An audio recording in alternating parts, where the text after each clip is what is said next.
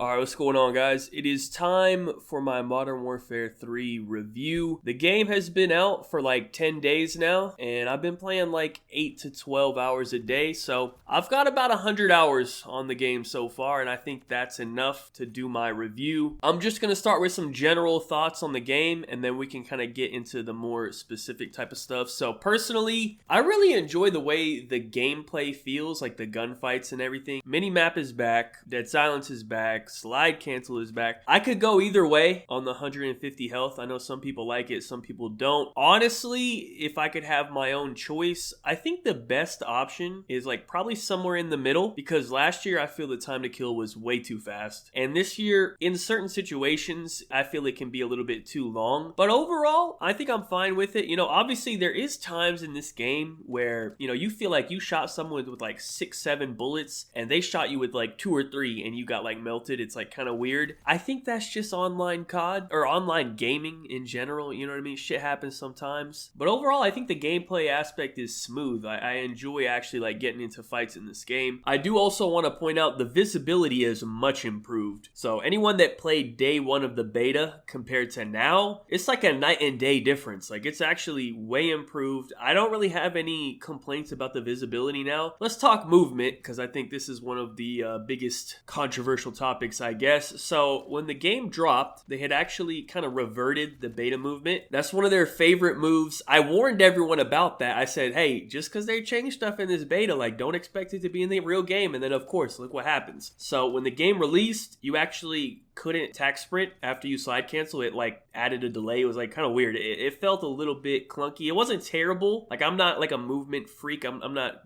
12 years old. I don't care that much, but like it was a little bit of a problem. Now they have updated it and it significantly reduced that delay. So I would say right now the movement feels pretty good. It's not 100% like Modern Warfare 2019, and I don't think it's ever gonna be that. I don't know why people are expecting that. They have never said it's gonna be that, but I'd say it's like 80 to 90% of that. Like it's pretty close. Like I think most people are pretty satisfied with the current movement. I have seen some people like still crying about it. I think the movement is good enough for multiplayer. I think maybe for Warzone, it won't be enough. People won't be satisfied with it. Like you want as much tag sprint as possible in Warzone because you're navigating a giant map, so you need to move around more. But for multiplayer, it's fine, right? Because the only times I've seen people complaining about it is they go to a private match and they post a clip of them trying to like tack sprint for 60 seconds straight, and they're like, look guys, I can't keep sprinting around, the movement sucks, this is terrible. But like in an actual multiplayer game, you're not ever really gonna be sprinting for 60 seconds straight. You know what I mean? You don't need to tack sprint that long. You're gonna get in a gunfight, you're gonna stop, hold the angle, you're gonna reload, whatever. You know what I mean? Like you're gonna take a break in your movement and your attack sprint is gonna reset. So it's not gonna be nearly as big of a deal in multiplayer as it is in Warzone. So that brings us to spawns. This is like the main issue with the game right now. They did update the spawns from the beta, and I will say they are improved, but I wouldn't say they're improved greatly. Like I think they are noticeably improved in domination, but they are still really bad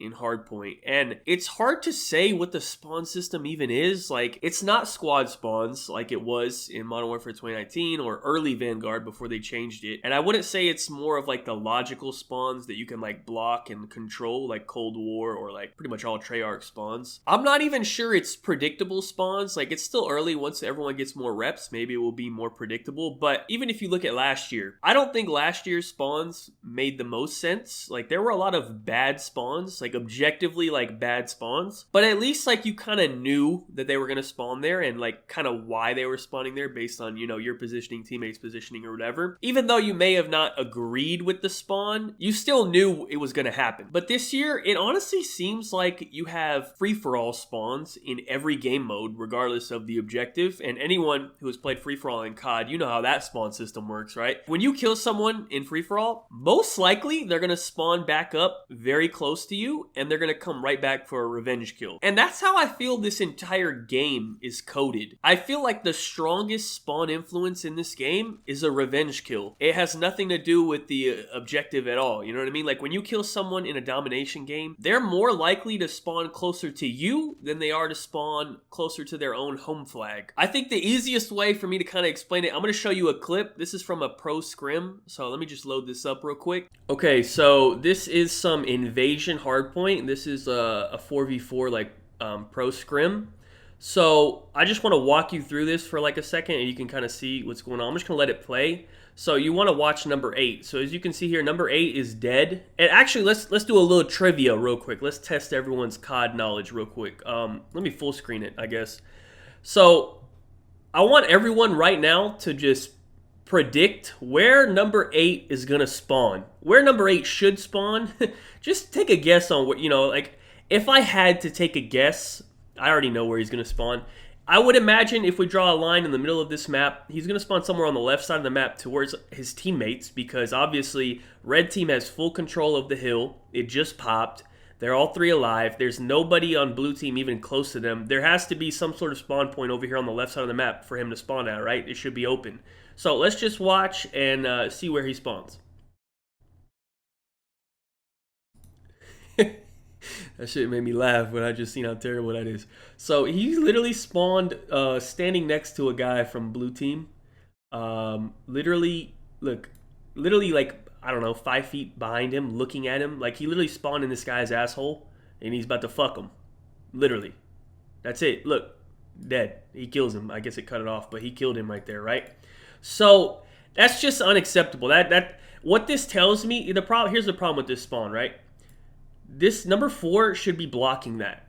The fact that he's able to spawn on number 4 like that in hardpoint means that number 4 has no spawn influence, which is broken. That is a broken mechanic in the game. Because there's no reason for him to be spawning there in a game mode like hardpoint. In a game mode like demolition, in a game mode like control, where it's a fixed spawn, like where you have to spawn on your defensive side or your offensive side and you cannot flip out or anything, you can get a spawn like this and you can get spawn trapped. But in hardpoint, number 4 has to be blocking that by being there. That's the way hardpoint works. So that tells me that there's not really any spawn influence based on your positioning, and the game is almost like predetermined where you're going to spawn. And if I had to get, you know what's crazy?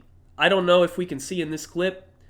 If I had to guess, looking at this previous part, either 3, 2, or 4 killed this guy. If it was 2 or 4, I really hope it wasn't 4. If 4 had killed this guy, this would be it would be the best proof of a revenge spawn I've ever seen in my life. But I would guess either 2 or 4 killed this guy, and it spawned the guy right back on top of them. So anyways, I just wanted to demonstrate that. So now the question is, how long are they going to take to fix this? Because I actually do think they're going to fix it. They've already kind of talked about it publicly. I know in Vanguard, they did fix the spawns, and it took them like 3 months to do so. The problem is, we're coming up on the holidays, so there's going to be a lot of vacation time. There is a terrible possibility that this might not get fixed until the beginning of the next year, which would be really unfortunate, but that is a possibility just because of the timing of the game. So we'll see. Most CODs have a spawn update these days after the game comes out. It happens all the time. It just depends on how long it's going to take them. That's all we can kind of wait for now. So that's kind of my general gameplay thoughts a little bit. A few non-gameplay related things I wanted to say. The UI still sucks. It's terrible. It is very non-user friendly. It just doesn't flow well. It doesn't make sense. It's confusing, terrible. Okay, let's move on. An actual bigger non-gameplay issue. Well, actually, I guess it's kind of gameplay related almost. The unlock system in this game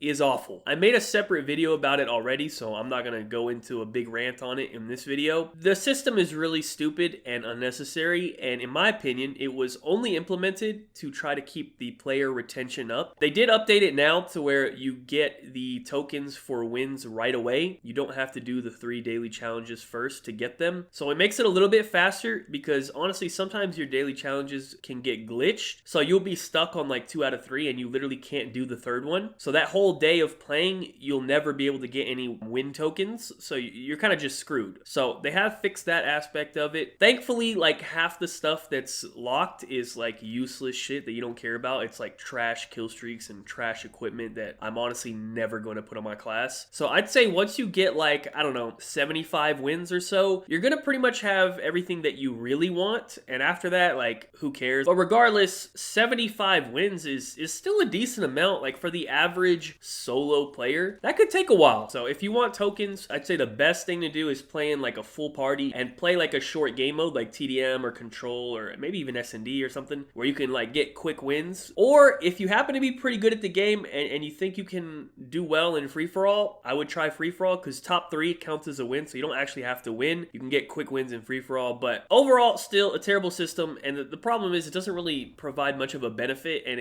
I truly believe it was only there to increase player retention and not really help with the game at all. And also, I don't know where to mention this, so I'm just going to throw this in right here. There's sometimes where I get this weird glitch in this game where it like changes my class for me like mid-game. It's not super often, but maybe like once every, I don't know, 5 games or something. It's literally as if like a ghost took over my controller, hit start, and picked a new class for me and then gave the controller back to me. It happens like mid-gunfight. I'll be like shooting someone and then it just like brings up the class selection screen mid-gunfight, and then I die and I'm like, yo, what's going on here? And then I'm spawned in with a new class. I don't know if there's like a ghost in my house doing that. I don't think so. I'm pretty sure there's something wrong with the game, but I just thought I would mention that. Anyways, last but definitely not least, skill-based matchmaking. I'm not going to spend too much time on this, but yes, it is in the game. Yes, it is very strong. No, it is not getting removed. No, it is never going away. No, they are not even going to talk about it anymore. There we go. I broke down skill-based matchmaking for you in 10 seconds. You have 3 options when it comes to skill-based matchmaking, okay? Number 1, you deal with it. Number 2, you manipulate it. Or number 3, you don't play Call of Duty anymore. That's really it. Personally, I do a mixture of number 1 and number 2. If you need some tips, solo is the absolute worst for skill-based matchmaking. You need to try to play with the party. It will loosen up the parameters because obviously all of you have different varying levels of stats. You won't get bot lobbies by doing that. The only way to get into these bot lobbies, in case anyone was wondering, the secret is you have to join session on the trash account. That is how you get like a true like, hey, these guys don't have hands type of lobby. Other than that, you're gonna get like a more of a mixed lobby experience. In my experience, just from like playing with people in general, you're very likely to get like an older COD experience if you play with a party. And what I mean by that is like sometimes you will get like a really sweaty lobby, right? It will be like your 6-man party versus another 6-man party, whatever. It would be very sweaty. Other times it would be like an average lobby. There might be like 1 or 2 good players in there, 1 or 2 bad, 1 or 2 average, whatever. And then occasionally you still can get a trash lobby like how you used to get back in the day. It was kind of just like random back in the day, right? You just search up, all of a sudden there's a bunch of noobs in your game. You're like, whoa, this is crazy. We about to go crazy on these kids, right? Drop a couple nukes or something. Now, like, that doesn't ever really happen. Also, I feel like there's this weird straw man argument with skill-based matchmaking because for some reason there are some Activision dick suckers that actually defend this, but they always say the same thing, right? These people that defend skill-based matchmaking, they say, oh, you just want to play bots all the time and shit on them. That is not at all the case. Like, nobody has ever said that. I would like Call of Duty to be how it used to be. Let's say Black Ops 2. Black Ops 2 did have skill-based, by the way, but you wouldn't even guess it if you actually played the game. You could get any type of lobby you wanted. But what I mean by that is sometimes in Black Ops 2, you play absolute bots. They suck. You're about to drop a double nuclear. Sometimes you play really sweaty lobbies. I have a 100 video series of me playing sweaty lobbies on Black Ops 2. And sometimes, most of the time, you play an average lobby, like 1 KD players, maybe slightly below, slightly above, and you can still do pretty well if you're a good player. And even if you're not a good player, you're not going to get destroyed. But most of the time, it's a mix. That's all I would like from Call of Duty. I want a random gameplay experience, and I want it to be purely based off of ping. That's it. You know, I'm not asking to play 0.2 KD bots every single game. If I wanted to do that, I could do that easily now. With skill-based matchmaking, I can manipulate it to where I play bots every game if that's what I wanted to do. Without skill-based matchmaking, I actually can't do that. But I would like to play kids that suck sometimes, and then other times I'd like to play kids that are good, and most of the time I just like to play a mix, honestly, just like how it used to be for like 8 years in Call of Duty till they created this system. I don't think that's too much to ask for, but for some reason, people don't really get that point. But But anyways, that's my skill-based matchmaking rant. Let's get into the full breakdown, man, okay? We're gonna do weapons, maps, kill streaks, and perks. The big four, okay? Let's start with the maps because I think this one is the most important and the most talked about. We currently have all 16 OG Modern Warfare 2 maps. It was already leaked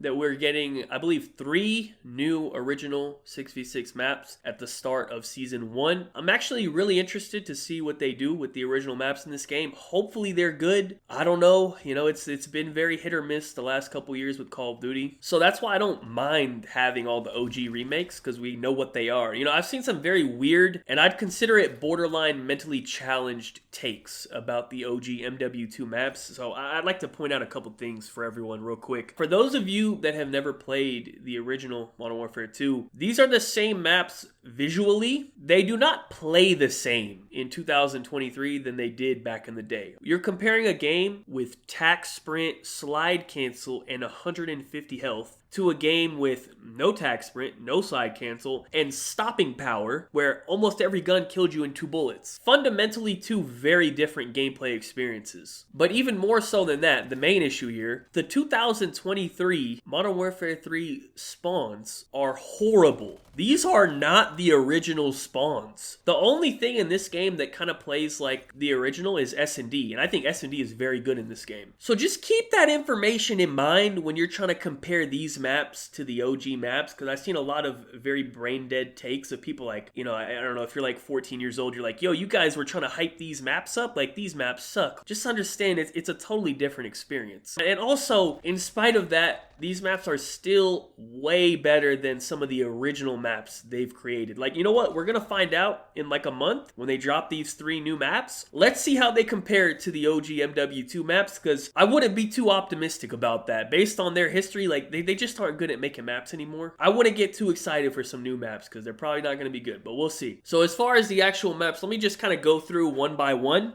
Alright, so I got a list of all the maps. I'm just going to go through one by one. I don't know what the order is, but I mean, it doesn't really matter, I guess. So High Rise, this actually plays pretty well, very similar to the original.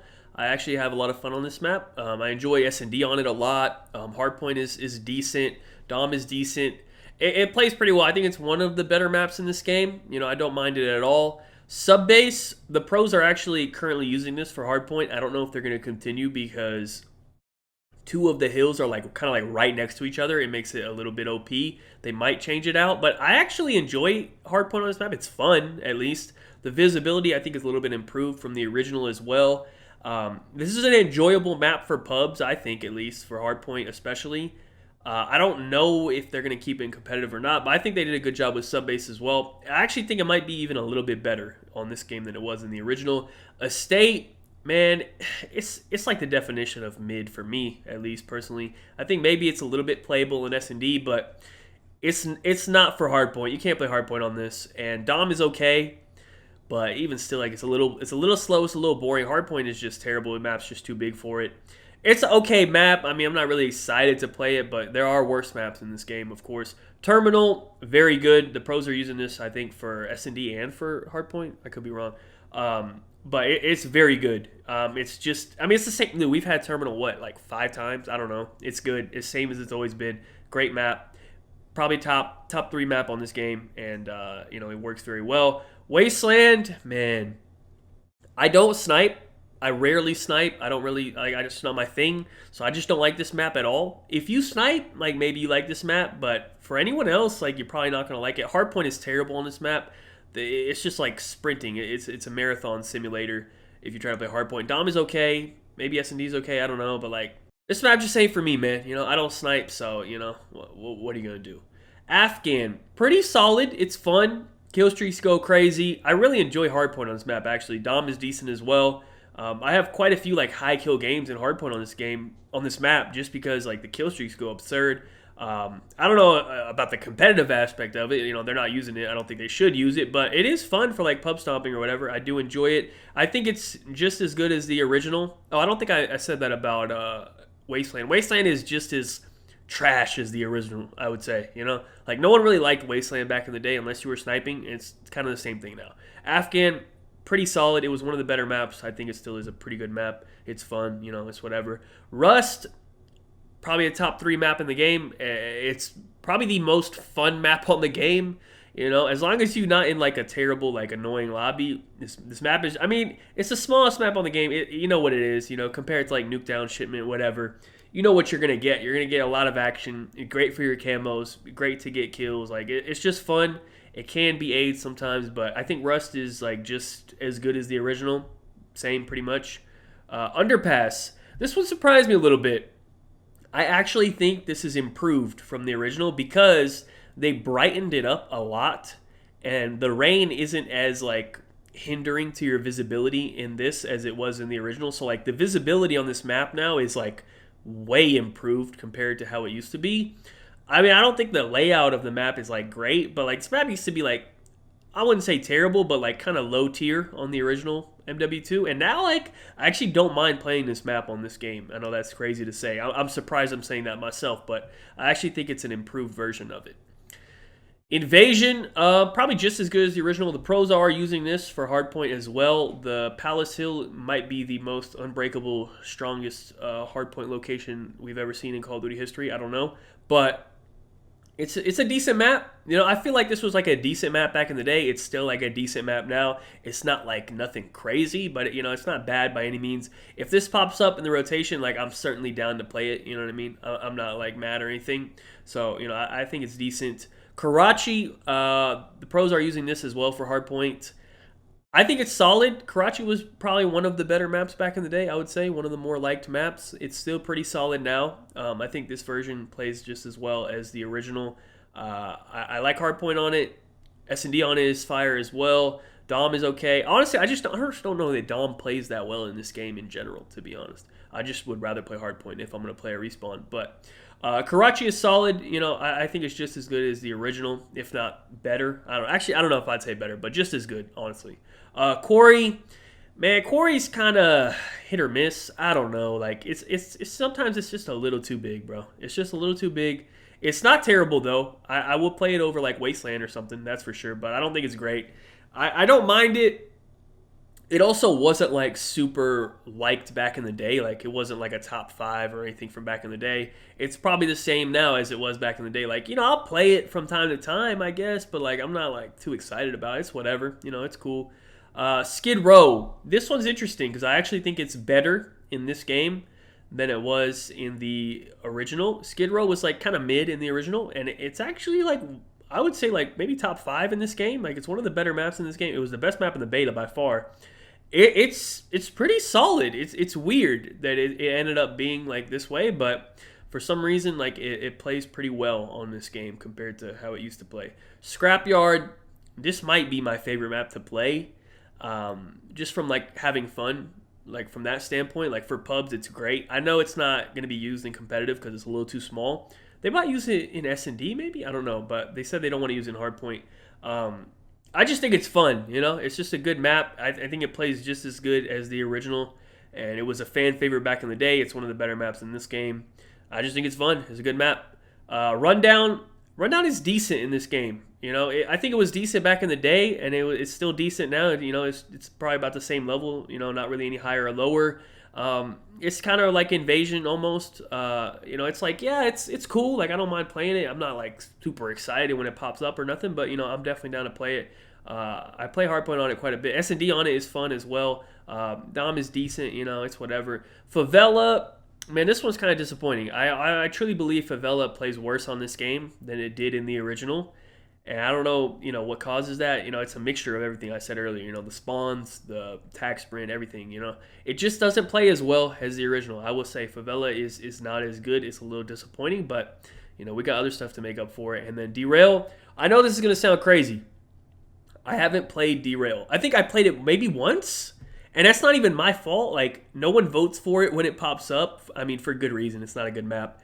I did, before the game released, they let you like glitch onto the game to get into private matches. So I have like walked around the map on Derail to like look at it, but I have like over 200 games played. I might have like 270 games played or something. And I've never played Derail. Like, I don't know what's going on, bro. Like, I'm not sure, man. It just, I don't know. So I can't give you like a crazy opinion on it, but like, Derail was trash back in the day. It's just too big. That's honestly what it is. So maybe in this game it might play a little bit better because you have tack sprint. Like you're a little faster, like better movement in this game. Like maybe it plays a little better. I don't know, but like I just haven't really played it, so I couldn't tell you. And then we have these maps right here. This is what's coming with the release of Season 1. Meat. That is a crazy map name. I can't wait to get on that. Meat. Greece and Rio. So we'll see if any of these three are good. I think it'll be good to compare these three to the OG maps and see how it plays. But yeah, that's kind of it for map talk. Let's get back to it. I'm pretty happy with the maps in this game. I know some people are upset because they're saying like, oh, they're being lazy and they're remaking old maps. In my opinion, that's a positive. I would rather see them remake an old map that we know is good than try to create a new one and then it ends up being terrible. In a perfect world, yes, I would prefer if we get new maps every year, if I could get a guarantee that the maps are actually gonna be good. But if we're just gonna flip a coin, honestly, not even a coin flip because it's not 50-50. There's a higher chance the map is going to be terrible than it's going to be good nowadays. So I would just prefer the safer option that we just remake the old maps that we already know are good and have fun on those. So that's just my thoughts on that aspect of it. Let's move on to the guns. ARs in this game are absurd. SMGs need a buff 3 days ago, okay? And I think they said they're looking into it. They're going to buff the SMGs. Maybe expect an SMG buff around Season 1. Hopefully sooner than that because as of right now, I would say the best two guns in the game are the Holger and the DG. You know, Holger if you want the fully auto, DG if you want to burst. The ACR is right up there as well. It's a little bit weaker than the Holger, but it has no recoil. It is a laser, as it should be. And even the MTZ and the SVA, I think, are solid options as well. The pros have banned the Holger, the DG, and they even banned the MTZ, which I thought was a little weird. And then they banned the FAMAS as well. It's a solid burst option as well, but I just think the DG is a little bit better. But pretty much all the ARs are good. Like, you can't really go wrong, I would say. I think all the ARs are good, but the Holger and the DG are overpowered.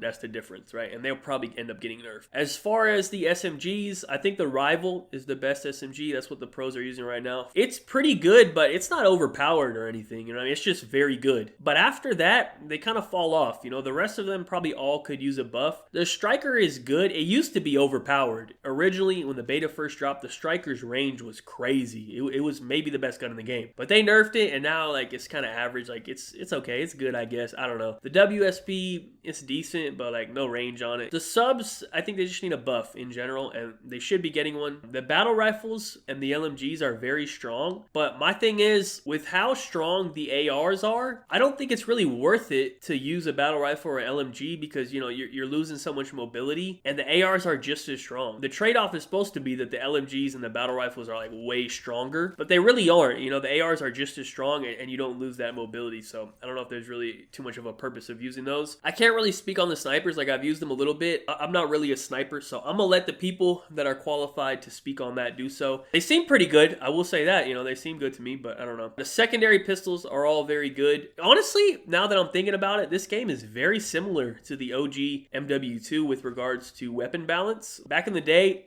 ARs were super OP, but of course you did have the UMP, which was also extremely OP.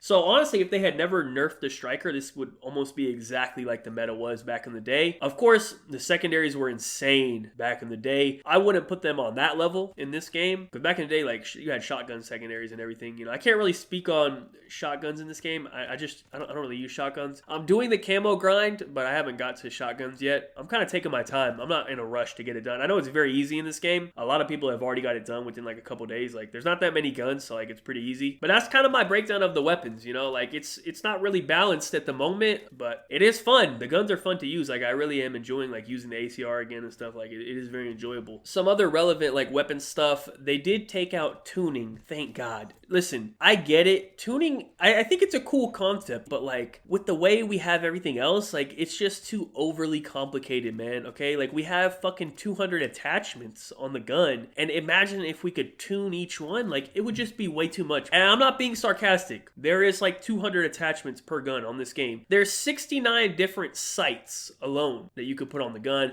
and there's like 40 different grips, 10 different stocks, 10 different ammos, like there's like 30 muzzles. Like, it's crazy. Honestly, I think it should be like 5, maybe 10 max per category, really 5. So that would be like 30 or 40 total attachments. Even that's a lot compared to back in the day. Back in the day, we had like 7. But one positive I will say is, thankfully, you can actually see the exact weapon stats with numbers. So it's not like just a little green arrow or a red arrow. That's the worst. Because sometimes you'll see an attachment and they both have like a single green arrow and they both say like, you know, recoil control green arrow. But it's 2 different attachments, so like you don't even know which one's better because it's an arrow. Like, but now you can actually see the exact numbers on it, so that's like actually a big positive, I will say. But overall, there's still way too many attachments, bro. Like, the problem is they brought back all of the MW2 attachments, so that like doubled the attachments in the game. Honestly, in my opinion, we should have just not had the MW2 guns or the attachments in this game. Like, anything for MW2 like shouldn't be in this game. That's just my thoughts. I don't know if that's a hot take or not. Anyways, let's do kill streaks. I think the kill streaks in this game are pretty solid. I like that you can switch between kill streaks and score streaks depending on what you're playing. If I had to rate the kill streaks alone, I'd give them like a 7 out of 10. Mainly what's missing nowadays from kill streaks is they don't let you cycle them. Like, if you remember back in Black Ops 2, you didn't have to die to get your next set of kill streaks, which I think is a really big deal. But in this game, you do have to die. I don't like the fact that like once I get my advanced UAV or my Harrier or like whatever I'm running, my last kill streak, then like I almost feel like if I'm not trying to get a nuke, I'm better off like just playing insanely aggressive and just dying, you know? And I don't like that the game is like forcing me to die when I don't really want to or need to, but like I kind of have to because I want my next set of kill streaks. I don't like that aspect of it. But the actual kill streaks themselves, they're very good. There is spawn protection, so you know they get a little bit nerfed with that. The advanced UAV is a little bit mid, I would say, because if you have Ghost, they don't show up with an arrow. You still do show up with Ghost. You just show up as a red dot instead of like a Blackbird like arrow. But the VSAT and the Blackbird are both like way better than the advanced UAV, unfortunately. But regardless, this game does have good lethals. AC-130, Chopper Gunner, Harrier, Predator, like it has a nuke as well. I do think they really dropped the ball by not remaking the OG nuke with like the original sounds. Like, they could have remade the sound and everything because it's so iconic, man. It's so cool. They just copy and pasted the MGB, which is like pretty trash compared to the OG nuke. So that would have been a really cool opportunity for them to bring it back. I think they really dropped the ball on that one. But overall, yeah, I'm pretty satisfied with the kill streaks. So let's finish this off with the perks, and then I'm gonna give you some final thoughts on the game. Technically, there's no perks in this game. You have gear instead, but it pretty much functions the same as perks. Like, instead of choosing like between 5 different perks for perk 1, you choose from 5 different gloves, and each one has its own benefits. So we played a game last year where we didn't get our fucking perks until halfway through the game. Anything is an upgrade over that. I still can't believe that was a thing. That was crazy. But the perks are fine. Like, I would say they're decently balanced. You know, we do have Dead Silence back, which is good. EOD and Tac Mask are like kind of broken. Well, actually, I think Tac Mask just sucks. I think it's working as intended. It just doesn't really work. Like, you'll still get flashed, you'll still get stunned, but it'll last 2 seconds instead of like 5 seconds. I don't know what COD they changed that in, but just in case anyone forgot, back in the day, if you put Tac Mask on,